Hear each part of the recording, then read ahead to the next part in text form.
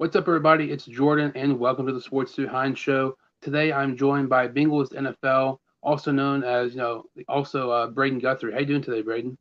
I'm doing great. We're getting into the offseason of the NFL. I miss football, but free agency, the NFL draft is some of the most exciting times of the year, frankly. So I'm really excited to get into this. Yeah, we have a lot to talk about today. This video, we're going to be doing a agency mock for the Bengals, and also doing a seven-round mock draft. So we'll go ahead and get started here. So when you look at the Bengals and their, cap situation, according to FanSpeak, they have about 43 million. And there's several players it's interesting the Bengals possibly could release. Maybe they restructured their deal and different things like that. So when you're looking at this kind of Bengals cap situation right now, like I said, we have 43 million.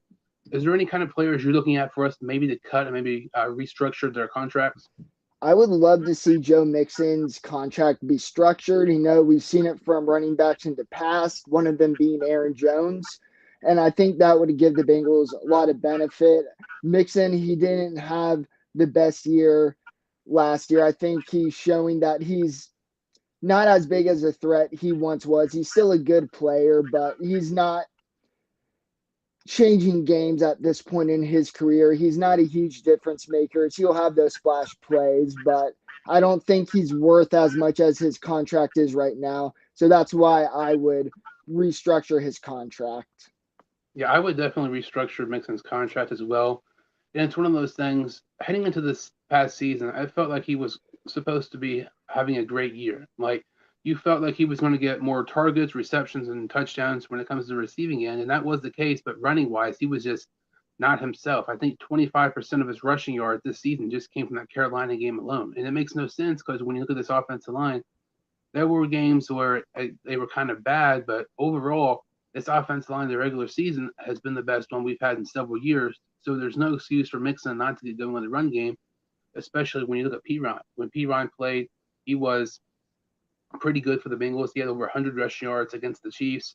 So it's at 43 heading into this. Now it's up to 49 after restructuring Mixon's contract. And the other players, you're kind of looking at possible cuts or restructuring deals.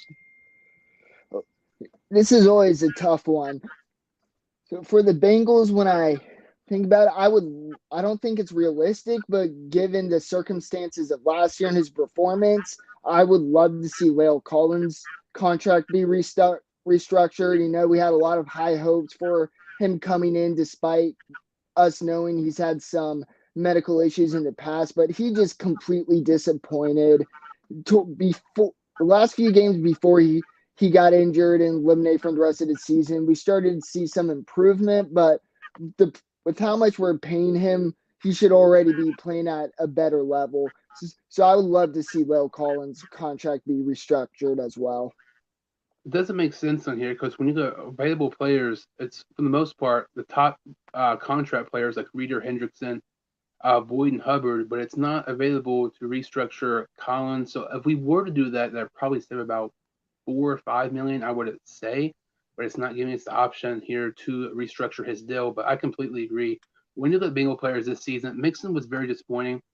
But with all the hype surrounding La'el Collins, I would say pretty much with a lot of confidence, he was the most disappointing Bengal player this season.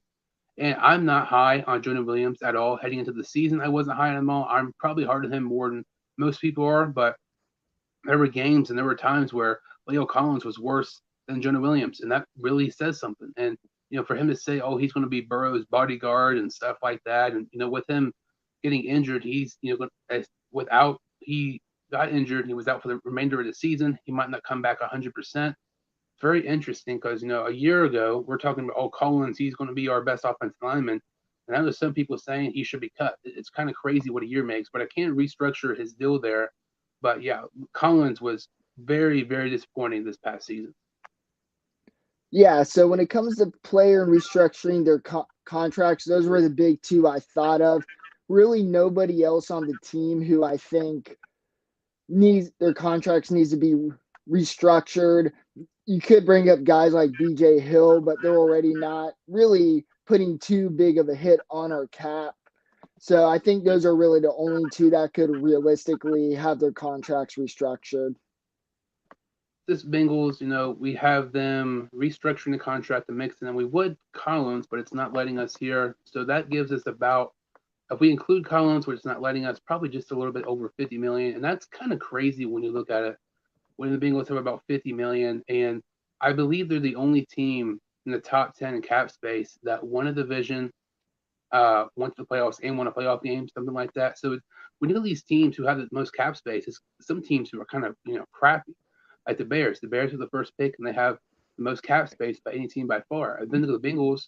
I mean, they're in the top 10, but it's kind of crazy. A team who's had that much success the last 2 years is still in the top 10 and most cap space heading into this offseason. Yeah, absolutely. But also, with that being said, as much cap space as we have, we also have to consider how much money do they want to roll over for when it comes to getting that Joe Burrow deal done, that T. Higgins contract done, that Jamar Chase. This free agency won't be, let's say, as exciting, I believe, this year just because they're starting to get at the disadvantage, dare I say, of having one of the best quarterbacks is as soon as their rookie contract is up, they're going to cost a lot of money, take up a lot of your cap.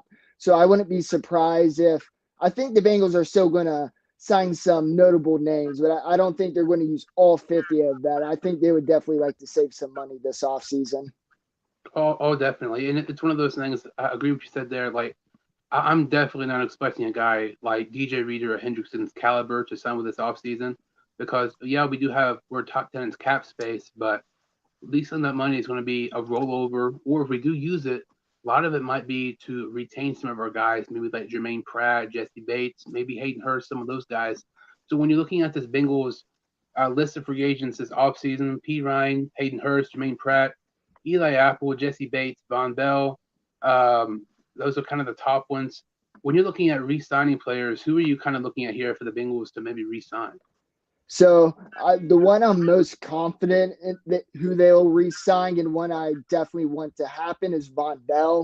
He's really established himself as a just not a good safety, but a leader on this Bengals team. Somebody who just not helps the defense, but it's also someone who young guys look up to. Now his value did go up. He's going to cost a little more from where we signed him, but we saw that improvement since coming to Cincinnati, and he is such a big part of this defense. And in addition, we're losing Jesse Bates. That's a known fact. So you can't lose both of your starting safeties. So I believe Von Bell was about 6 million per year. The way he played this past year, he, in my opinion, by far his best year with the Bengals. I'm looking at probably about 7, maybe 8 per year, maybe like a 3 for 24, something like that, 3 for 22, something like that. It's kind of what you're thinking, or maybe a little bit more. I was thinking a bit more. This is all speculation. PFF, granted, it's PFF, so definitely don't take what they say blindly. They expect his market value to be 10 million, which I'm not sure. Seems a little high. I'm more thinking around that 8 million range, especially for the Bengals. If the Bengals don't really let him hit free agency, they're on the phone immediately, get him re-signed. I think 8 million a year is about right. So we'll do, let's see, we'll do 8 million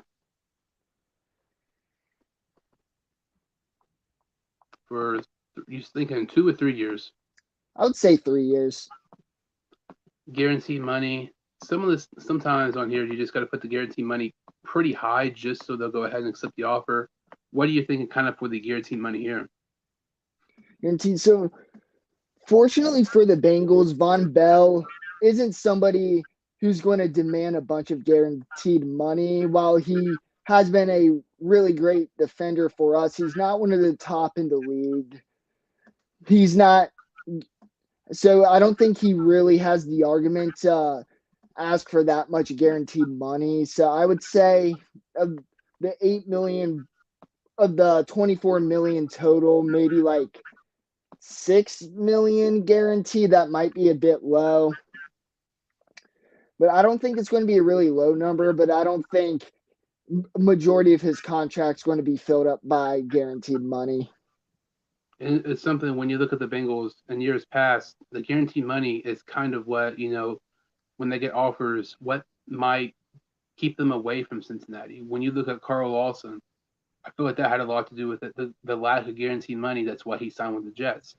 When you look at Trey Hendrickson, when he signed with the Bengals, his contract, the guaranteed money was something so stupid. Like I think it was like 12 million or something insane. So like and it was like a 4 year deal worth 60 or something like that. So guaranteed money is not something the Bengals don't do a lot when they have contracts. Yeah, absolutely. So I think we're going to see that with Von Bell. And honestly, I don't think they're going to give a bunch of guaranteed money because, like we were talking about, they're not most likely not going to sign the top guy at their position. So when you kind of have that flexibility where the players don't have a lot of argument for that guaranteed money, that works in the Bengals' favor. So I put 50% guarantee. He declined that. I'm just going to put 70. I know that's something the Bengals won't do, but I think they'll re-sign him.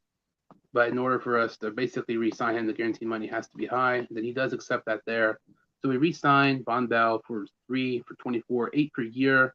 To me, when you look at some of these free agents, I really feel like linebacker is a need that people aren't talking about. It might not be the top team need, but when you look at Jermaine Pratt, he's had his two best years the past 2 seasons. So he's a free agent right now. The following free agency is the 2024 free agency. So 1 year from now, we have Logan Wilson, Akeem Davis-Gaither, and Marcus Bailey, all free agents. Joe Bachie is also a free agent this year, along with Jermaine Pratt. That's like all of our linebackers. So I feel like it would not be a bad idea to re-sign Pratt. It's interesting because he's kind of posted like cryptic tweets and stuff like that. But are you? I know you like Pratt, but are you wanting us to maybe try to re-sign him here? I would love to attempt to re-sign him. I'm sure the Bengals would as well. But I'm also concerned mainly because of those cryptic tweets. He's letting it be known he wants to get paid, which absolutely cannot blame him. He deserves to get paid. But just based off the way that's formatted, the fact he's making it public, that tells me that I I shouldn't say tells, it makes me fear that a deal won't get done. But I would absolutely love it to be. So when you're looking at Pratt, if we were to re-sign him, I'm thinking like if we do sign him, maybe like a 3 for 30, 3 for 33, so about 10 a year, maybe 11. Because I know it might be a little bit high, but we look at this past 2 years, he's played the best ball of his career the last 2 years. The year we won against the Raiders, he was phenomenal. This year, he's played pretty good as well. And it's one of those situations I wouldn't mind if we slightly overpaid him because if we re-sign him, we have him under contract. With Akeem Davis-Gaither and Logan Wilson, I highly doubt if we re-sign Pratt, both of them stay. I mean, who knows? Maybe neither one of them stays. So I think it's very important that the Bengals have to at least get Pratt or Logan Wilson under contract. If they don't re-sign Pratt, I feel like Logan Wilson re-signing him next year is a priority. Which I mean, we have T. Higgins being a free agent next year, several other top players like Tyler Boyd, Mixon. So I feel like right now you might be better off go ahead and paying Pratt opposed to Logan Wilson, who I think Wilson is better, but you're going to have much more players who are free agents next year compared to right now, if that makes sense. Yeah, I absolutely agree with that. And like you said, Precious, he's developed so well since coming into the league.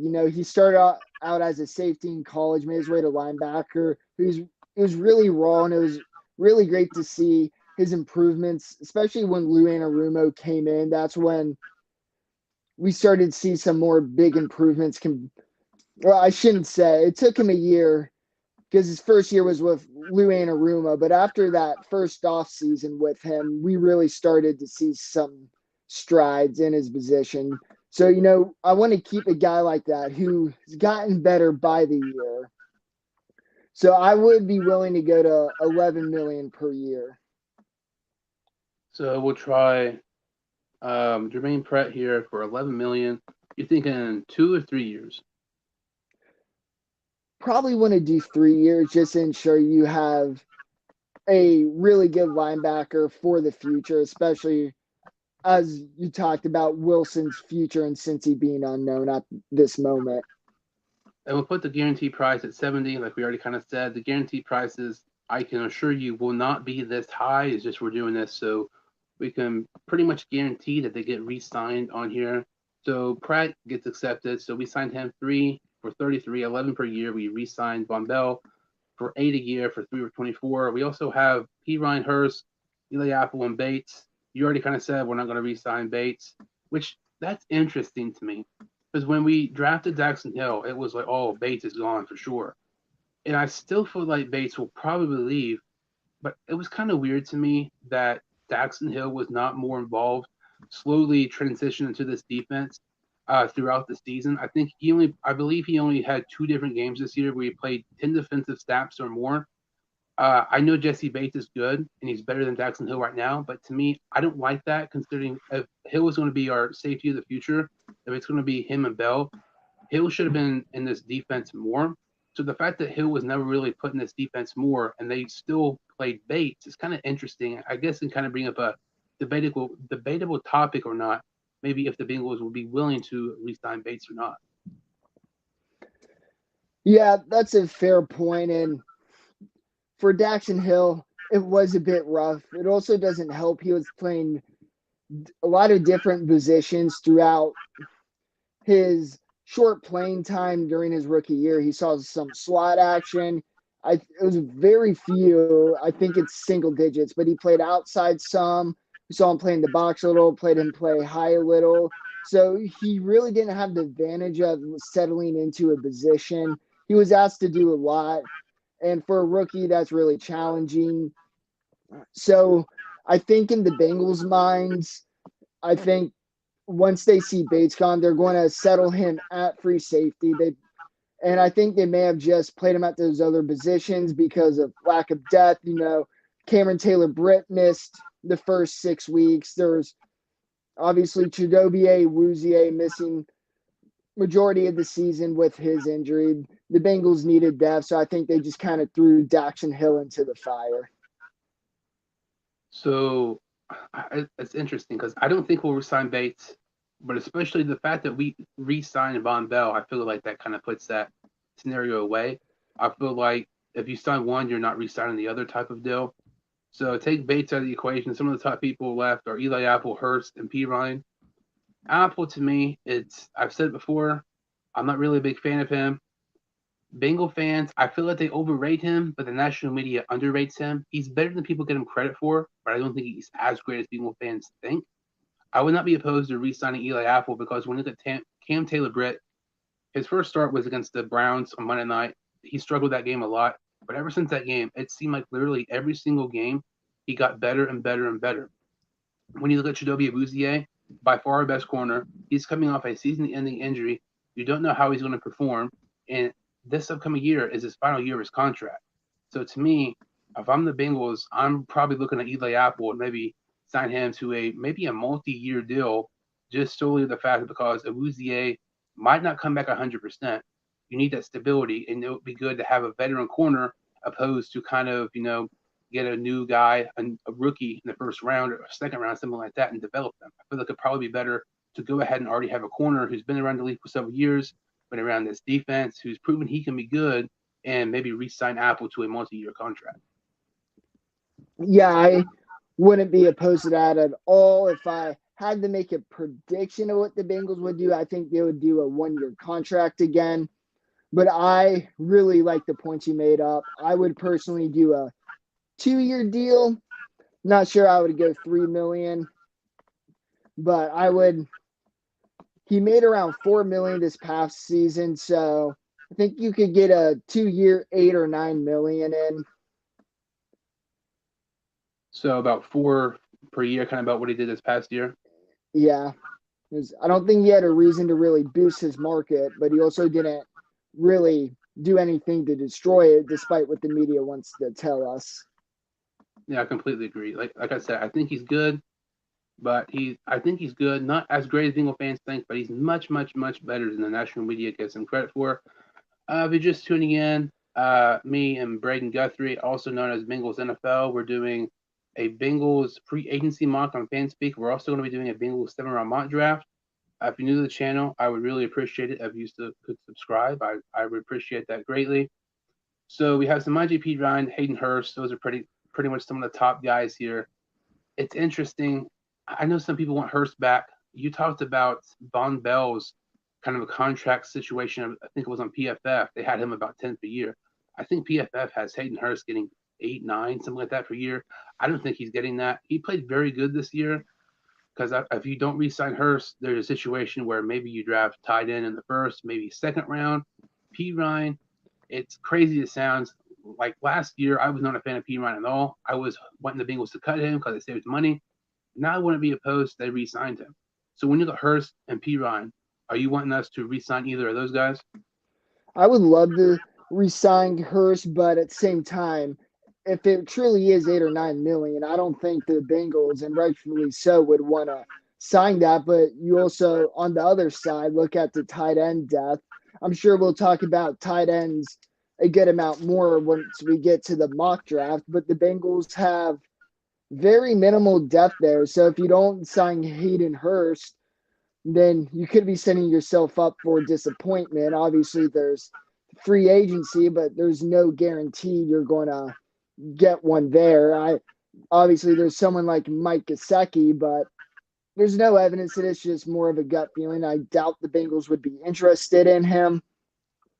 So I think Hayden Hurst is probably the most complex one, unpredictable, you could say. But I think if we are going by the market value of 8 or 9 million, I think I would hold off on that. I just don't understand where that market value is coming from. Like I think we signed him for like 1 for 3 or something like that. Like he had a pretty good year, but the triple his contract to me is kind of crazy. I don't care what team he goes on. Like he was good, but he's not an elite tight end like some of these other tight ends. But I don't know why they would have his market value so high. Like if I'm the Bengals and if you're considering re-signing him, I would think if you're doing a multi-year deal, maybe 2 for 10, 2 for 12 is the limit for me. I'm doing 6 million at the max for Hurst. I don't think that'd be terrible. But if you don't re-sign him, it brings literally a whole different scenario for the draft, and can kind of completely change the aspect of how the Bengals may draft, in April. So it's interesting, but it's so weird. You mentioned Hurst being the kind of the biggest question mark heading into the last offseason. Nobody thought Hayden Hurst was going to be on this team because it seemed like it was pretty much a guarantee Uzama was going to resign. He's for sure going to resign. Then he signs with the Jets. Looking back, I feel like the Bengals kind of won that because Uzama leaves and Hurst played better than Uzama ever has, type of deal.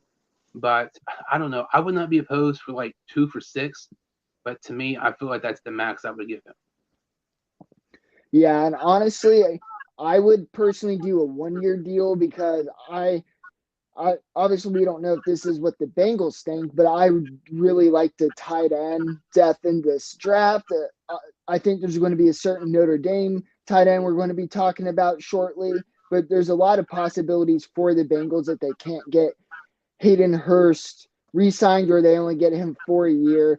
And as much as I love Hurst, I love his story, but like we keep saying, I just won't overpay for him, especially needing all these other guys, Higgins, Chase, Burrow, to resign. You just don't have that flexibility we had a few years ago where you could afford to pay those few extra mil. And we have to start, I don't want to say cut down, but we have to have our priorities of who are we paying a lot to versus who are we paying where their market value is realistically at. So if we re-sign Hurst for a 1 year deal, are you thinking 4, 5, 6? What are you thinking for him? I would think 5 or 6, preferably 5.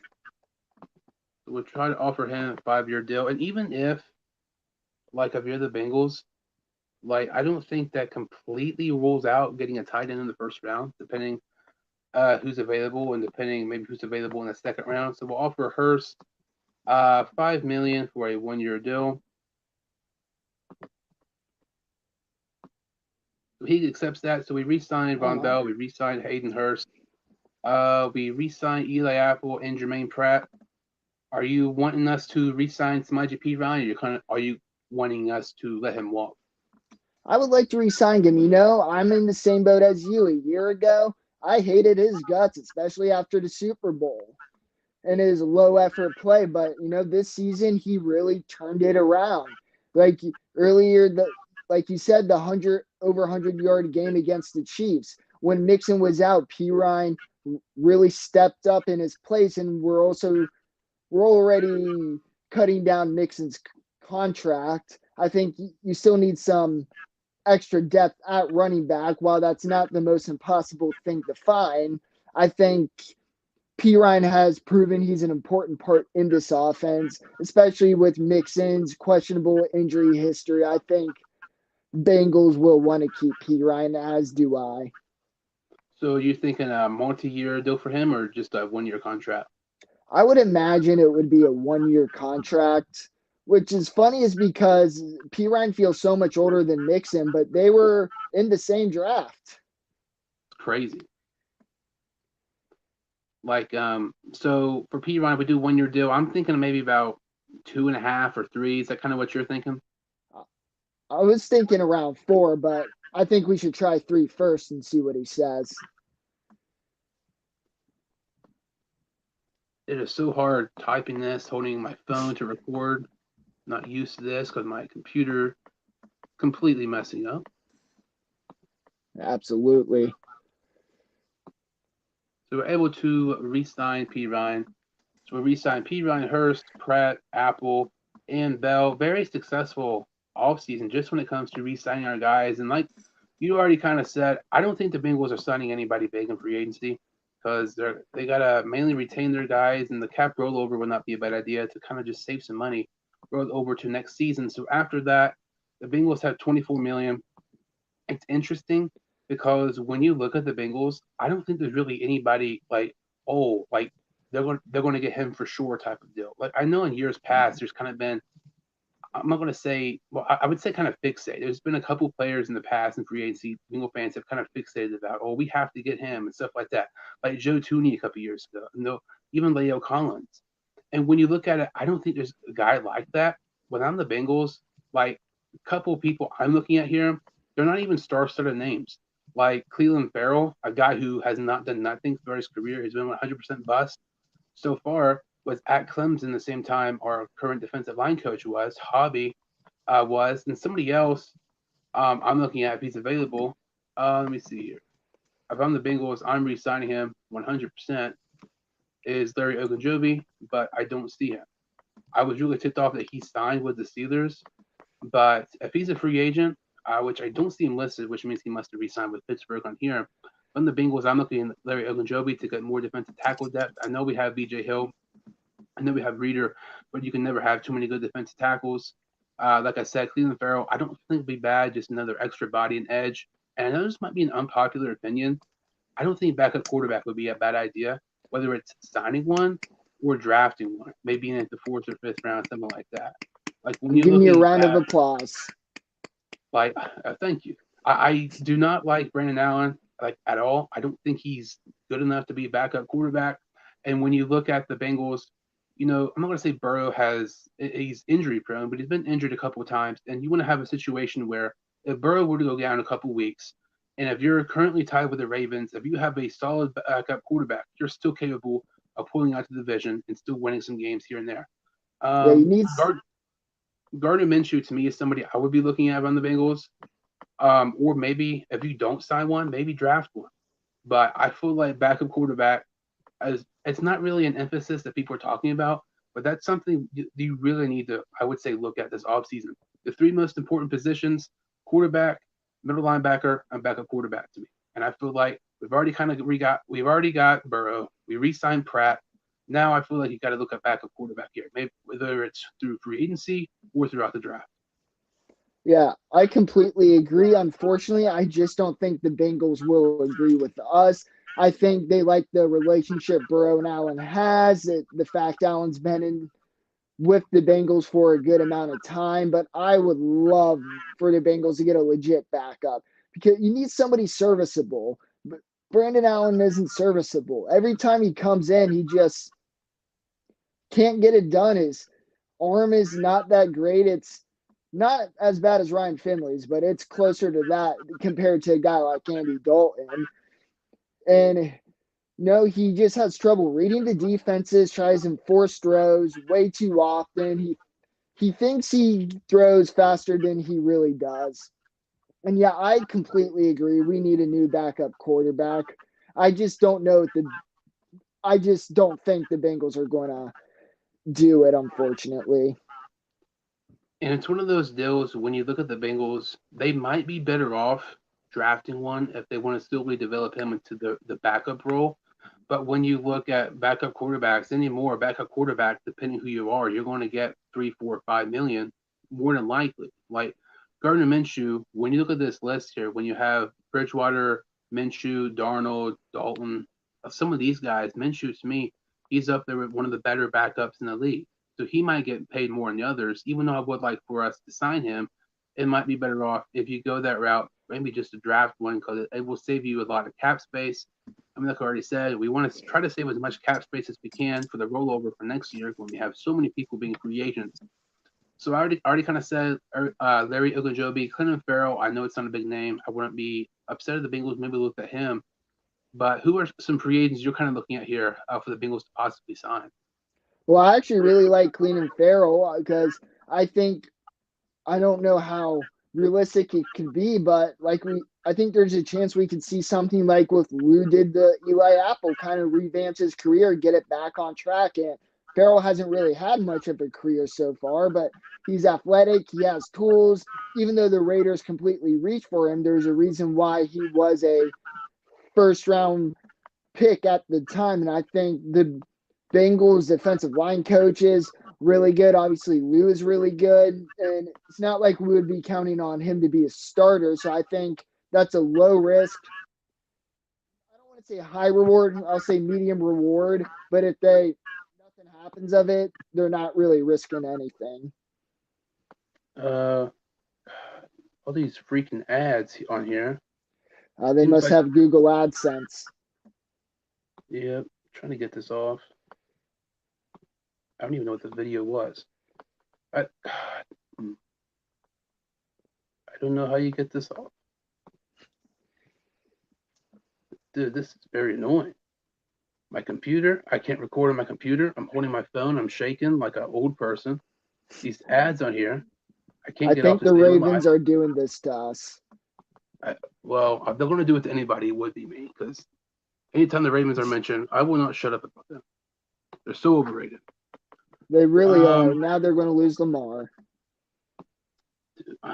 okay, so talking about Lamar for a second, do you think Jackson? Do you think he'll resign with the Ravens? Do you think he'll go elsewhere? I don't think he's re-signing with the Ravens. I think he's going elsewhere. I think he's kind of made it clear on social media that he doesn't want to in kind of cryptic messages, deleting Ravens posts. I think that sends the message that a deal's not going to be done. I think like there was rumors saying the Ravens and Lamar were like 50 million apart or something ridiculous like that. So when you have that big of a margin, I just don't see a deal getting done.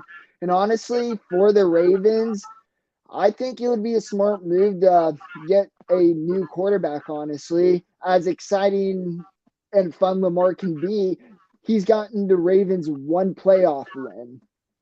At some point, you have to realize of a Lamar Jackson style of play is just not getting the job done. 100%. We've both said it before. People eventually realize Jackson's just Dalton in the playoffs. Like he's terrible. Literally, Tebow has more passing yards per game than Lamar Jackson. That's insane. I know that doesn't indicate whether a player is better or not, but that's kind of wild. And you look at, Tebow doesn't have an interception. Jackson has five. Like, honestly, I want him to stay in the division just because the Bengals play him better than anybody. And it's not even a debate. But if the Ravens, like, if they sign Jackson and trade him, get multiple first round picks, and they draft like Anthony Richardson, a guy who I think could develop and be really good for this Ravens team, then to me, I'd be kind of nervous. Like, I'd rather have Jackson re-sign with the Ravens than them draft a guy like Richardson, have tons of draft capital. Because we've seen this past year, the Ravens are freaking amazing at drafting. What I do find interesting is I think very lowly of Greg Roman, but I do think he played a really big part in Lamar's development of him being a starting caliber NFL and him at times being pretty great. So they move on from him, and reported that the new Ravens offensive coordinator was told they don't really know what the quarterback situation is going to be like. And Richardson is just such a complicated prospect because there's so much positives there. There's also a lot of concerns. But Harbaugh also obviously played a part in Lamar's development. Harbaugh has a history of making quarterbacks look better than what they really are, but that would also be a really high risk move for the Ravens. I know they're not exactly in the best state right now. They they have Mark Andrews. Their receivers aren't the best in the world. They do have a solid offensive line.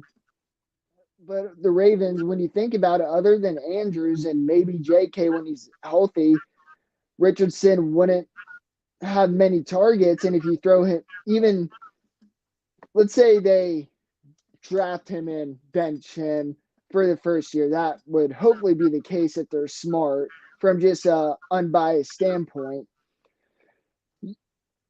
First, they would have to worry about signing a veteran quarterback, which, I mean, they already do if Lamar's not coming back. But you also need to match someone to his unique play style. You can't have two different offenses going.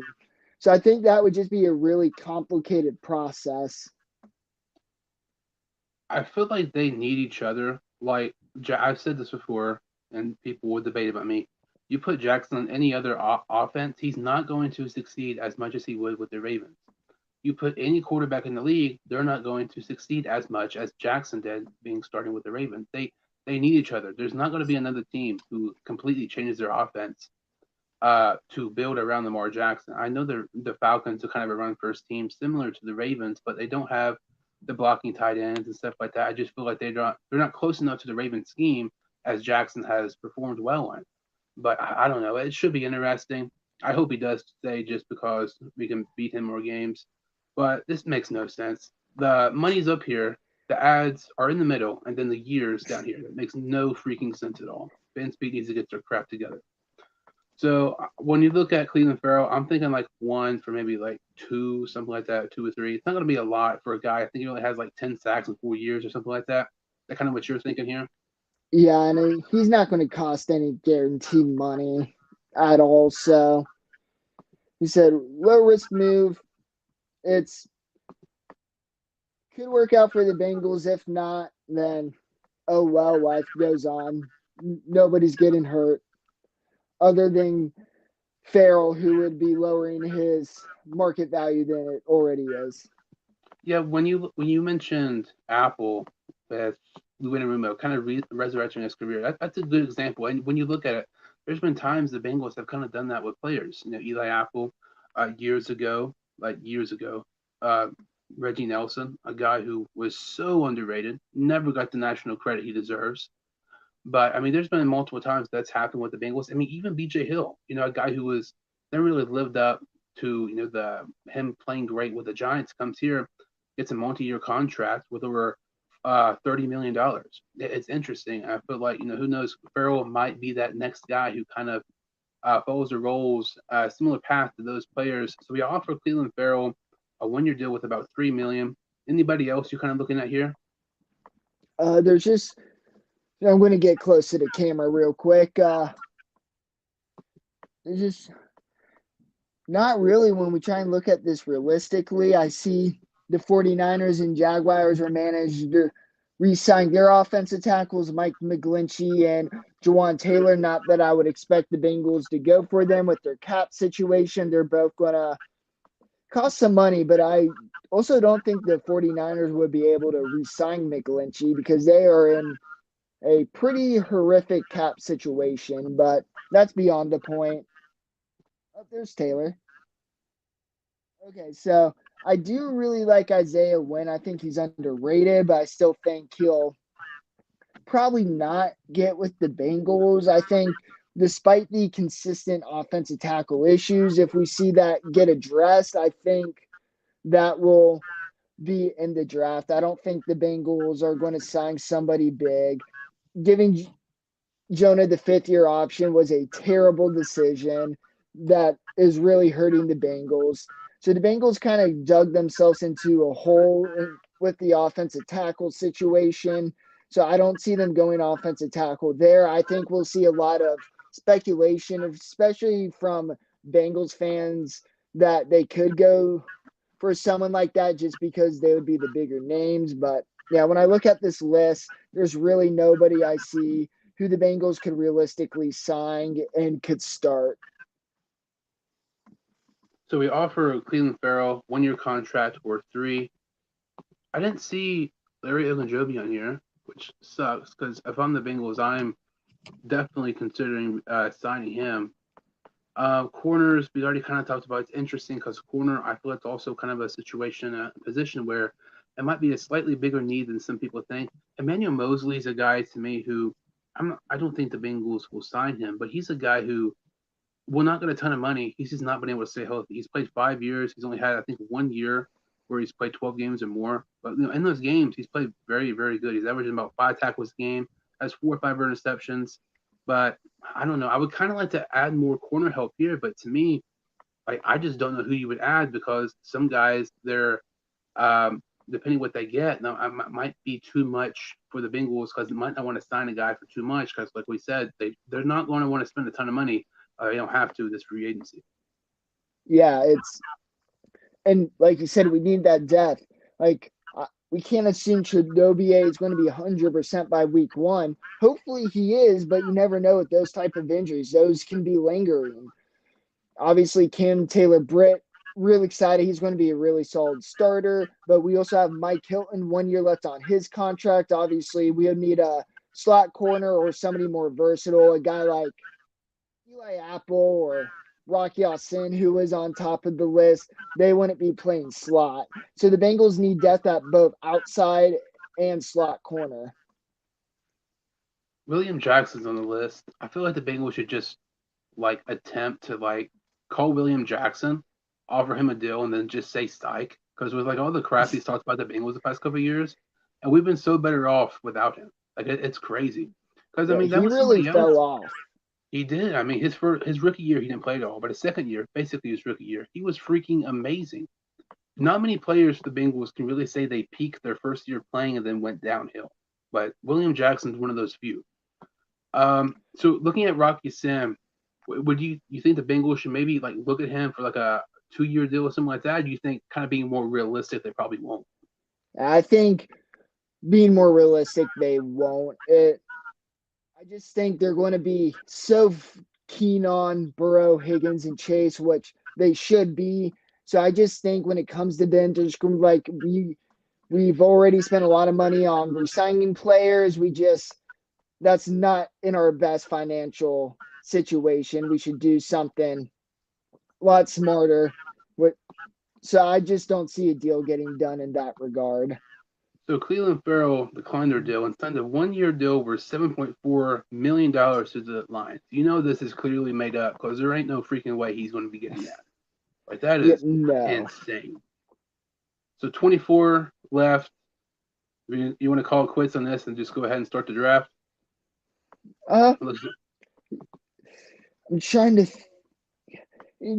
let's take a look at left guards. I highly doubt the Bengals would replace Volson, and I know Volson had some good moments, and some people were impressed he was a starter as a fourth round rookie, which I mean credit to him, but he didn't win that position. He got the position because Carmen was just pretty terrible at the time in preseason. So it's not like he did win it, but the bar was set pretty low.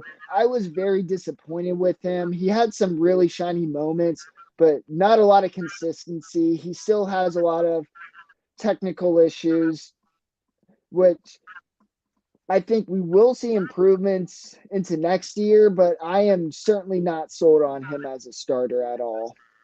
So the first guard on the list is Dalton Reisner. He's a guy who can play left tackle. He can play right tackle. He's done them both for the Broncos. He was drafted in 2019. He's only missed 4 games. He's very reliable. He's not great, but he's a guy you can put in. He's not going to make mistakes very often. And to me, I'm always looking at linemen who can play multiple positions. If you can play left guard, okay, fine. But if you got a guy who can play left guard and right guard, that kind of piques my interest more. So when you're looking at Reisner, would you want to offer him a deal? You think trying to be more realistic that probably won't happen? Because I agree with what you're saying with Volson. I wasn't high on him to begin with. He did show at times he was good, at other times he just looked god awful. But when you're the Bengals, anytime you can upgrade, I feel like you got to. I don't care if it's a guy who's developing right now. Like I don't think Volson's going to be a star guard. So to me, I wouldn't hate it if the Bengals maybe attempted to sign a left guard because they're improving the offensive line. People talk about this offensive line needs to be better. If they improve it and they get that Bolson's not the starter during the start of the season, people get upset. I don't understand that. You talk about the offensive line being bad, then people want to improve left guard, and then they get all like, oh, well, Volson's a rookie. I don't care. I want improvements at any position we possibly can. Yeah, we just can't afford to keep having this crappy O line. After 2000, really since 2016, our offensive line's been pretty poor. 2016, it was a big downhill slope from 2015, but that was also because our 2015 line was pretty incredible when you go back and look. The 2016, it took a dip. In 2017, that was the start of the horrific Bengals offensive line, or era that's still going on. And So everybody, go ahead. I was just going to say, so at some point you just need to say, which is going to be hard in this situation, especially with Dalton Reisner. But if you see a situation to improve it, you just can't rely on developing these players, especially when they haven't been developing offensive linemen too well. 100%. Like Carmen, but Jonah Williams, holy crap, major bust. I mean, you talked about the fifth-year option was a mistake. Saying that's a mistake is an understatement. Like it was a horrible decision. I mean, Volson, he has shown promise as a fourth round pick lineman, but the offensive lineman we've really developed and actually became at least average or better. You're going to have to go back to like Clint Bowling, Kevin Zeitler, one of those guys. I mean, it's been Oh a my long God. time. And I don't want to go to a situation where we have to rely on an offensive lineman who's a rookie or a young guy, hoping him to develop when we have enough money, if we wanted to sign a guy. Billy Price, that's another one. People were like, oh, the Bengals need center. He was the best center available. Hype that pick up. To me, that was a reach. That pick would not have been as bad if we would have traded back. He never even remotely close lived up to the first round hype. He was 100% a bust. All of these guys the Bengals keep drafting in these first couple of rounds and try to develop into an offensive lineman just don't work out. So if you have the money, we have 24 right now. If I'm the Bengals, I kind of want to be realistic, but I just want to have some fun with it. If I'm the Bengals, I would offer Reisner probably maybe a 2-year contract worth $6 a year or something like that, because he's better than Volson. And like I said, if you Mm-hmm. can upgrade the offensive line, I don't care what position it is, you try to do it. Yeah, absolutely. So And it's interesting. Go ahead. I was just going to say what's kind of sad, in addition to the Bengals offensive line, of course, we were just talking about the lack of players' development, and the only really two capable starters, Karras and Kappa, they were already well developed when we signed them. So if the Bengals need to let go of their ego, if they realize they're having issues with developing players, and you got to go into free agency, especially if you're not going to make any coaching or personnel changes. 100%. So we offer Dalton Reisner a 2-year deal worth six. He declines that deal. Oh crap. I When you think look at he could get up to 10 just because of his versatility. to me, like I would be for signing him, but 10, I would say that's kind of pushing it. The most I'd give him would probably be Yeah. 8. Like 8's probably my absolute max limit. Because, like I said, you kind of want to stay cheap as you can type of deal. Because with all these free agents we're going to be having up these next couple of years, so would you do 8 for 2 million, or do you think that's too much? I would do that. I think it's also important, not for the simulation, but just for when it comes to the actual free agency. If teams will overpay for capable offensive linemen, I mean, there are 32 teams of fine offensive linemen. It is already difficult enough to get a starting offensive line, let alone some really good depth players. So it is really common for teams to overpay, especially for somebody versatile, somebody they know is at least somewhat reliable, is a solid player. Teams just, because offensive line, if you can have four really good starters, but if your right tackle or left tackle is really crap, your offensive line already looks worse than what the player talent on total for that line is. So, yeah, and just general free agency, I would put Reisner's worth around 7 or 8 million. I think teams will overpay for him and guys like McGlinchey and Taylor and really any offensive lineman who's proven they're a good starter. So we went ahead and offered 8 million for Reisner. He declined. Yeah, that's my limit on him. I'm not giving him any more money. That's too much, especially. I mean, that's a third of our cap space right now. And also, when you look at draft picks, depending what the draft picks may be, you always got to probably save about 5, 6 million, a little bit maybe more than that when it comes to your draft picks as well. But yeah, to me, I just don't feel like there's any other players. I know Isaiah Wynn, but I don't know. It'd be kind of. I know he could play guard and tackle. I would not be opposed to moving on from getting a replacement for Jonah Williams, but I feel like that have to be in the draft. And I know I just said I don't want them to develop somebody, but if you're going to get a left tackle, that's going to cost you a crap ton of money. I mean, Jonah Williams is going to be making about 12, 13 on the fifth year option. That's entirely too much for me. So, is there any other kind of players here you're looking at before we start this mock draft here? I mean, Isaiah Wynn's the one that really comes to mind, especially because I was a huge fan of him coming into the draft. So for me personally and selfishly, I would love to see him come to the Bengals, but I think because similar to Reisner, because of his versatility and because he's already shown he's a good starter, I would just say that teams are going to overpay for him. So, you want to attempt to sign Wynn, or you think it's not really worth it because he might get just as much as Reisner? There's no hurt in trying.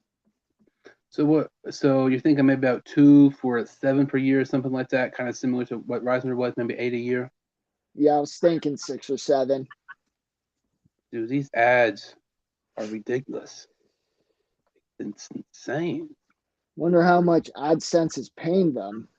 I don't know. It has to be a crap ton. I mean, seriously, just like every single thing on here, there's an ad. So we offer Isaiah Wynn 2 years, 7. He declines. This is kind of annoying. And I put the guaranteed money pretty high. So it's kind of surprising that these guys are still re-signing. I put it at 80 just to see if he'd sign, and he still doesn't. You know the Bengals are going to be signing him for at least less than half of that because, like we said, Yeah. they don't do guaranteed money very often. So, any other kind of final plays here before we start the mock draft? No, I think this would be it for the Bengals. I think they may try and get the offensive lineman, but they'll probably struggle to. I think that's a pretty realistic free agency and player re-sign period for the Bengals. Obviously, we're not going to be 100% correct who is, especially this early into the offseason. But I think we'll see the Bengals make similar moves to what we are doing today. 100%. And I feel like you said, it's realistic, but it's good as well. If you can get realistic and good, I feel that's pretty nice. And I don't think people should get their hopes up about the Bengals signing outside free agents. I know they've done it at times, but I feel like just right now in this situation in this offseason, I don't feel like they should get their hopes up because they're not going to sign a top free agent like they have in the past. So when you Yeah, look at the mock draft here, you want to do PFF or you want to do the draft network? I would say the Draft Network because I just trust their analysis a bit more. Plus, I've seen some really funky PFF mock drafts, which, I mean, mock drafts this time of year are going to be funky. The combine hasn't happened yet, free agency hasn't happened yet. So, mock drafts at this time are kind of just for fun, but I've seen some real funky ones from PFF. So, my preference would be the Draft Network. So let me see here. This is so hard. Gotta hold this. Gotta type. Hold my phone. It's not fun. Making you Um, work tonight. yeah. And with all these ads, it's not that fun. I don't understand. Everything Oh, that's going wrong has pretty much gone wrong. But so far, it's been a pretty nice recording. We're having some realistic Bengals free agent signings. Draft Network is not loading like at all. Did not get down there. classic. Of course, the way tonight has been with Pro Football Network, or would you rather do PFF? We can just go to PFF. I don't understand PFF this year. Like I know at times they've kind of had some unrealistic, big boards, but I feel like this year more than other years they've just kind of had some kind of strange ones compared to some other big board Yeah. websites. Yeah. Nobody should blindly listen to anybody. Everybody should do their own research, but especially don't blindly listen to PFF. Their numbers are so deceiving. They're so inconsistent. Then when they're asked about it, they don't have a legitimate answer. They just more often than not give a BS answer or don't even answer and just give a sarcastic remark. So I really don't like the people there. There's some really good ones, don't get me wrong, but when it comes to like football analysis, I I'm very skeptic, let's say. Oh, I know what you mean. Yeah, like some of the stuff, like you see a guy who might be a seventh round pick on PFF, might be realistically a second round pick. And then you might see a second round pick that PFF has graded, and he's not even guaranteed to be a draft pick. It truly is insane. So when you look at this, PFF mock draft here, the Bengals have the 28th pick overall. It says team needs tackle, defensive line, and corner. We've already kind of talked about corner. We retained Eli Apple, so that need on corner might still it's still a team need, but not as bad since we already re-signed him. Michael Meyer is available to me. Like just looking at him being here at 28, that's already a person kind of stands out to me in my opinion. Agreed. Um, Looking at some offensive tackles, offensive tackle is interesting because, like I said, PFF has Darnell Wright, I think 71 on their big board. So stupid. By the time the draft happens, I think he might be a top 20, top 25 pick. And he's already a top 20 to top 25 pick on most big boards right now. So we have Dewan Jones at 44. I feel like right now, the fact I wouldn't take him, especially since Michael Myers is available. I say it every single time we do a mock draft. You always draft best player available over team need. Like that's not a debate. To me, I feel like you always draft best player available. Michael Myers is the best player available to me. Tight end might not be our biggest team need, but that's part of the reason why the Patriots have been good for so long was because they drafted the best player available opposing team need. Are you taking Meyer here at 28, or is there any other positions you're wanting to look at here? Oh, I'm taking Meyer 100%. And sometimes the obvious is the best decision. Like you said, it's not their biggest team need, but even if the Bengals do resign Hayden Hurst like we did, it's going to be maximum 2-year deal.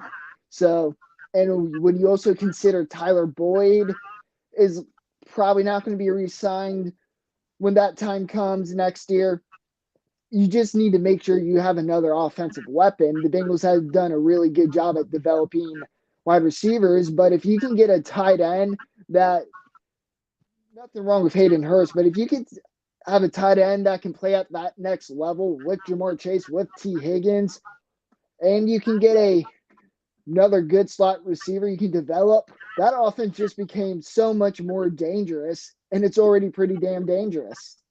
100%. And when you look at this team, when you look at the few times the Bengals have had a very productive seasons from tight ends, this past year in Hurst, AFC Championship game, 2015, one of the best teams we've had in a long time. So Eifert was great back then. So when you look at this team, I saw some look at this team. When we've had good tight ends, we've normally had a pretty good team. And I saw something that's kind of interesting. The Bengals should focus on having two really good receivers in Chase and Higgins and focus on a good tight end, rather opposed to the three wide receivers and Chase, Boyd, Higgins, and then four tight ends, which I don't hate that. I'm not going to lie. I'm a little biased towards Boyd. He's my favorite Bengal. I know it's an unpopular opinion, but it's interesting because if you get Meyer, it's great to get him in the first round because that fifth year option. Because I mean, if the Bengals would have traded up just a spot or two to get Higgins in the first, we could be re-signing some of these guys right now instead. But Higgins on a 4-year deal. He was drafted in the second round. Since he was not drafted in the first, he's not eligible for the 5th-year option. But Michael Myers, to me, he's the best player available. You take best player available, and somehow makes this offense even more dangerous than it is. So in the second round here, with the 60th pick overall, Hodges Tomlinson, to me, the corner from TCU, he's a guy who's pretty good. I've seen a couple games at TCU. He's really standing out. Jalen Hyatt, that's what I'm saying. I don't know how he's available here. He's probably might be a first-round pick. Cam Smith might be a first-round pick. Donut Wright's going to be a first-round pick. Donut Washington's probably going to be a first-round pick. Do you want to be trying to be realistic, or you just want to go crazy and draft the best players we can? I think we should go realistic just because that's kind of been the theme of the video. All right, so when you're looking at the 60th pick here, any certain positions or any certain players you're looking at here? I'm looking at offensive tackle, and cornerback. Specifically, I really like the TCU corner Tomlinson. Haven't really taken a look at Eli Ricks. Tomlinson would probably be my pick out of all the corners. I should also note I haven't gotten too deep into scouting yet. Oh, I haven't either. It's the closer we get, the more I get into it type of deal. Yeah. Oh, Darnell Wright. I'm kind of like, I try not to be biased, but I am kind of biased towards Darnell Wright because he's from Huntington, and I think that'd be super cool. A guy from here being drafted to the Bengals, like, not many times you can say that happened. But he's the guy to me. He's played left tackle and right tackle. He might be drafted earlier in this. I think he could go top 20 by the time it's said and done. Cody Mauch, I think that's how you pronounce it, from North Dakota State. He's a guy who I know lots of Bengal fans like, and I know other fan bases are starting to pick up on him because he was one of the winners at the Senior Bowl. He was teammates with Carter Volson, and I've seen things that he can move into guard if need be, if he would have to, move into guard and stuff like that. So I'm kind of looking at Cody Mauch here and Thomas in the corner from TCU. Yeah, as much as I want to say, right, we got to stay consistent, and I just don't think he's going to be there at pick 60. So yeah, I would probably go. Sorry, go ahead. I was just going to say, yeah, I would love Wright, but being realistic, he might not be available at the Bengals' first-round pick. Yeah, I think he would be more realistic for a Bengals first-round pick than second-round pick. So in this situation, I would probably go Tomlinson, mainly because he's the one I've watched the most. So that's who I have the most confidence in. Yeah, I like think he's going to be there in the second round. So it's interesting because when you look at Meyer, I think he was 28 on the big board. We drafted him 28. We had a 60s pick, Tomlinson 60. So it's not like we're reaching for players in like 80s and 90s and stuff like that, like 15, 20 spots lower than what our draft number is here. So looking at Kendre Miller, to me, somebody stands out. I don't know if we get him in the 3rd round or 4th round, but I'm definitely taking a running back in the 3rd, 4th, or 5th because his running back class in the mid round is always pretty good. Kendre Miller, I like him a lot. Ivan Pace, the linebacker from Cincinnati, Tyja Spears. I know a couple Bengal fans really like him a lot. Any kind of players you're looking at here? Noah Sewell's also somebody to me I would look at here. Ooh, I really like Noah Sewell. I'd like to take off offensive lineman in this 3rd round, but I'm not loving the depth at this moment. Yeah, Sewell is a good one, and somebody else who I'm pretty confident in. Running back I could see. I'm not sure I want to draft one this early, but if there's somebody who falls or somebody who really thinks they're going to be a big game changer, then I can completely understand the pick and I wouldn't hate it.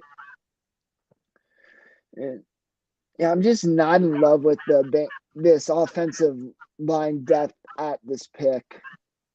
Yeah, I'm not either. And it's one of those things, if you don't get one in the 1st or 2nd round, you're kind of screwed because if the Bengals can't develop a 1st or 2nd round talent, the odds of them developing a late round draft pick for an offensive lineman are very, very unlikely. But Ivan Pace, I know we already re-signed Pratt, but like I said, Logan Wilson and King Davis Gaither are going to be free agents the following year. Pace has over 200 tackles the past 2 years. He's very good. And there was Sewell, like you kind of mentioned. He was really good. This year, kind of a down year, but the year prior, he had over 100 tackles. Uh, Byron Young, the edge rusher from Tennessee, he's pretty good as well. I'm kind of looking at Sewell, Pace, maybe even Byron Young here with the 92nd pick. Yeah, I'm going to let you make this pick. You kind of let me make the last two. I'm 100% okay with any of those picks, so I'm letting you turn into draft card this time. We'll go with Noah Sewell because you said you kind of already liked him, and he's somebody of 92nd. He's available. If I'm the Bengals, more than likely I'm going to take him most of the time anyway. So we take him with the 92nd pick, but in these first that's couple who rounds, I would have taken as well. Yeah, I mean, it works out great. It's one of those things. I'm kind of even surprised Noah Sewell's that far down the list on PFF. Like he's over 100. I feel like he's. I wouldn't be shocked if he's already gone by a 92nd pick if they have him like 105 or whatever it was. So we have the fourth round pick here with the 131st pick overall. Let's see here. Any kind of certain positions you're looking at here? Now is the time where I would ideally draft a running back. At this point, just looking for offensive line depth. Maybe if you go for some defensive line depth. I do like Zach Evans. Eric Gray, I like a good amount. The Pitt running back, whose name I'm not going to even try to announce. Those are three running backs I like. Yeah, the Pittsburgh running back, that last name, I'm not even going to attempt to say it. Half the time when I say names like that, I completely make a fool out of myself. But when you look at the running backs with the Bengals, I feel like that's something interesting. They like running backs who block pretty well. So they might not they might draft a running back who blocks pretty good and is a good runner opposed to somebody who's really explosive. Let's look at Piron. He's a much, much, much better pass blocker than Mixon is. Mixon has been terrible pass blocking the past couple of years, and Piron, that's one reason why he's been on the team because he's a much better blocker than Mixon. So that's something to look at there. Also, when the Bengals look at possible running backs to draft. So you said running back. Any other positions were you looking at here? Defensive line, either end or interior, look to get some depth there. Though I out of all the positions, including special teams, defensive line's probably the amount of film I've watched. So defensive line already kind of looked at that. Edge, let's see here. Like to me, like the first couple rounds, I've looked at a decent amount. Then you look at 4 through 7. I've not looked at quite as much. You mentioned Evans, the running back. I wouldn't mind having him if you want to take a running back here, or maybe any other positions we can look at. I think that's about what I would look at because we've already gone linebacker, corner. I don't think Bengals would draft safety high. So I think it would either be defensive line at this point or wide receiver. Obviously, offensive line as well. But in this simulation, I think running back probably gets you the best value pick. So we'll take Evans from Ole Miss here with the 4th round selection. Have the camera off here because when I'm looking at my phone and I'm looking at the computer, I'm not even like it's hard to look right into the camera because when I'm looking at that device, then I'm switching every 2 seconds. It seems like, and also like doing this stuff here. Deuce Vaughn, he was also a nice running back, but we took the running back from Ole Miss. Trey Dean, a safety from Florida. He's all right. I watch a decent amount of Florida games. He's pretty good. I don't think it'd be bad to get another safety because we've developed them pretty well. I mean, Aloka was a 5th-round pick. Bates was a 2nd. He's been an All-Pro. When you look at some of these guys, I know Hill hasn't played great in his limited snaps at safety, but Dean, just kind of looking off the bat here, I wouldn't be opposed to maybe taking him. Let's see here. Clayton Tune, the quarterback of Houston. I know we kind of talked about possibly taking a quarterback. He's somebody I've watched a couple games of. I like pretty well. I think he could possibly have potential to be a replacement for Brandon Allen in the backup role for quarterback. But Trey Dean, to me, though, is probably kind of the person that stands out. He's 160 on their big board. We draft 165, so it'll be a good value pick. Is Dean who you kind of thinking here? Yeah, I think this is simply best player available. I think it's a good range to draft safety. You don't need to take them with one of your more premium picks. And again, draft best player available. It adds depth to the secondary that even though we drafted Tomlinson, we still need more depth. So I really, and these are two different positions as well. So I really like the Dean pick. So we'll take Trey Dean from Florida with the 165th pick. The Bengals have two picks remaining, 206 and 248. Like you said, best player available. When it comes to these late rounds, you don't draft team needs, in my opinion. You just always try to take best player available. Uh, Yeah, looking at some completely agreed. looking at some guys here, is any kind of like body that stands out? Justin Shorter, I like him a decent amount, but I don't know if there's any other better wide receivers available here. Yeah. At this point in the draft for me, I'm kind of blindly picking. Let's see So here. as We look at wide receiver. Yeah, Shorter is kind of one that stands out.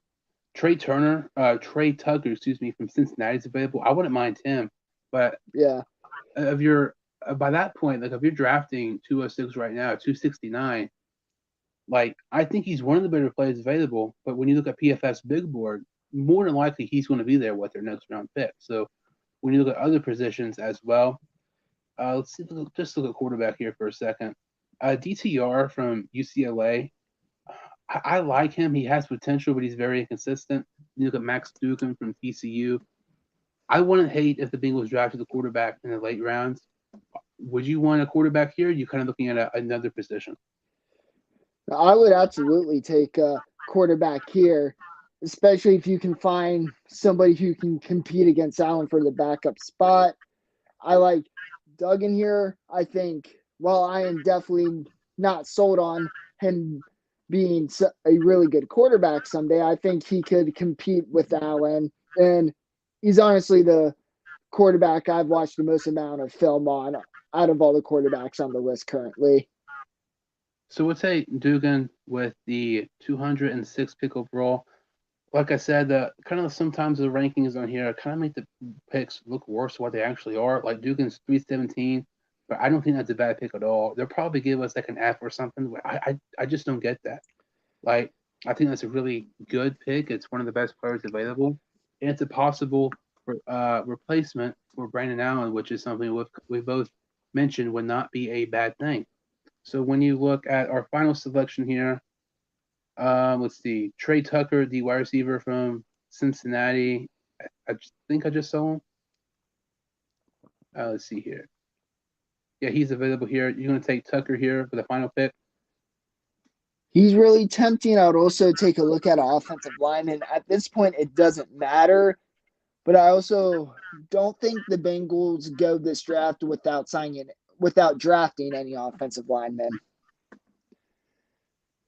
I agree, but it's interesting because when you look at the offensive line, it's like if they don't draft one in the first 3, 4 rounds, I don't really see them drafting one late because I feel like eventually they're just going to realize if we can't develop a guy early, we're definitely not going to be able to develop a late round guy type of deal. But offensive lineman, to me, there's not really anybody that stands out here on offensive Yeah. tackle. Um, we'll look at interior offensive lineman here. Still, there's not anybody that kind of stands out here. No, not at all. Tucker is the one who stands out the most to me out of all the players available. And I feel like that's a great value pick. Like a guy who could possibly make the team. He's a good kick returner. He is really, really nice speed. You're getting him the 248th pick, your last pick in the draft. He's a guy who could very well end up making the team for Cincinnati. The Bengals have a history of drafting Cincinnati guys and local guys like Ohio State players. So when you're looking at this PFF grade, I can go ahead and tell you they're not going to grade our draft as good as what it should be. To me, like Meyer at C plus, that's so stupid. That's And an they A even plus. put him as the best player available. That makes 0 sense. Like there was not a single one of these picks that I thought was a bad pick. They're all best player available, but they're also a team need. Anytime you do that, it's an A plus. Like none of these picks are bad. Like these should all be A plus or B plus. Yeah, Like absolutely. So I really never care what PFF says when using their simulator. and stuff like this is just kind of what you said earlier when we started this. Kind of take what PFF's rankings with a grain of salt type of deal, because this just makes zero sense to me. Like Dugan a D, that's ridiculously stupid. Trey Tucker a C plus. I don't know what more they can get. I mean, we had the 248th pick. He was 269, but he was like a top 10 player available. It's crazy. Yeah. So when you're So yeah, looking at the, go ahead. I was just going to reinforce, don't ever blindly look at PFF. Oh, 100%. Um, so when you're looking at this, um, when you're looking at this Bengals free agency and then this Bengals mock draft from PFF, if you would grade it 1 to 10, how would you rate this offseason just based on the moves we did in this video? I would give it a solid 8. Other than Jesse Bates, you're not losing anybody huge. You still have some players coming in. The Jesse Bates Losing Jesse Bates will hurt, especially with a lot of unknown about Dax Hill.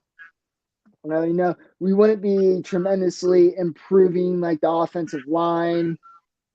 So that's a bummer, but we have to be realistic in these situations. So I think it was a really good offseason simulator. Not perfect, but no situation is going to be perfect. And I think it's realistic. So yeah, I think it was a very well put offseason simulator. I'm thinking it probably about an 8 because when you look at this draft, I feel like we were able to attack our team needs but get the best player out of it as well. Tomlinson from TCU was ranked 60. We drafted him 60. Meyer was 28. He was the 28th in the big war. So when you look at these guys we took, none of them were reaches by any means. We all took the players that I think they might not be the exact players the Bengals take, but if the Bengals maybe if they take the tight end route in the first round, taking Meyer, this could kind of maybe be how their draft board kind of goes. Because, like I said, I feel like if we don't take an offense line in the first couple of rounds, we might just not take one. But when you look at this free agency and the offseason, we were able to retain our guys that we need, like Bell, Apple, and Pratt. We let Bates walk, which I feel like the odds of that happening are likely. But if we re-sign Von Bell, that's pretty much a guarantee that Bates will walk.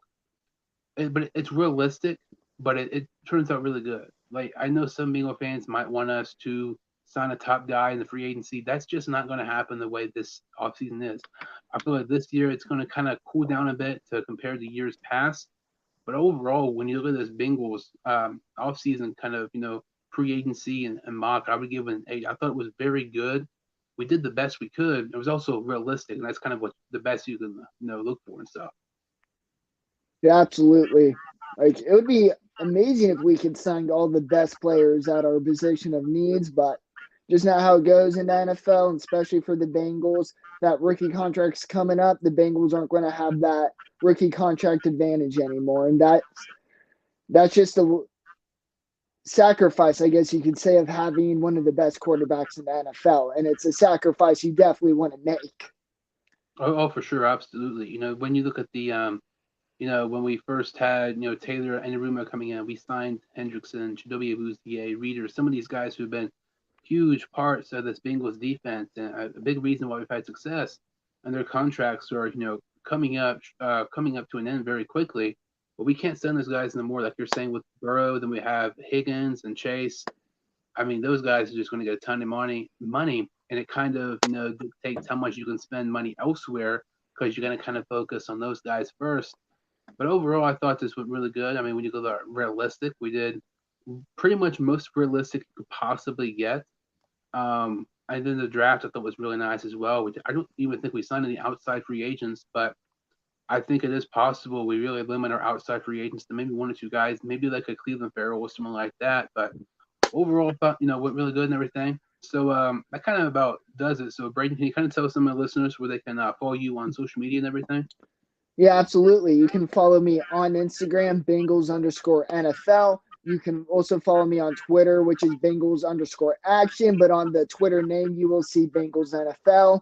And you can Follow my YouTube page, which is just my name, Braedan Guthrie. And yeah, those are the big three I use. You can check out Braeden, with his social media. I'll put the links in the description below so you can check it out. Make sure to follow me on Instagram, the Sports Dude Hein Show, and Twitter, S Dude Hein Show. If you're new to the channel or you've seen my videos before, I would really, really appreciate it if you could like this video and subscribe to my channel. I would appreciate that a lot. Thank you all so much for watching. I'll see you all next time on the Sports Dude Hein Show.